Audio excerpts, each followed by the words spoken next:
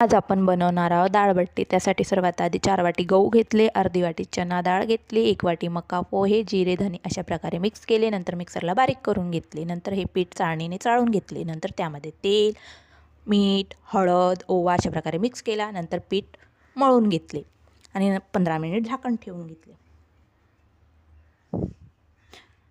15 मिनिटानंतर त्याचे गोळे तयार केले अशा प्रकारे।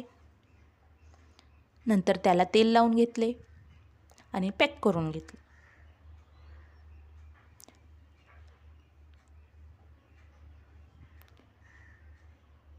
नंतर इडलीच्या भांड्यामध्ये हे वाफवून घेतले 15 मिनिट।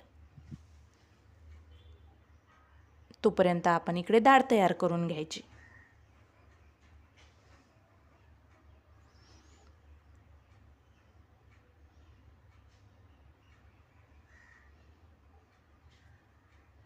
नंतर अशा प्रकारे काढून घ्यायचे आणि नंतर कट करायचे।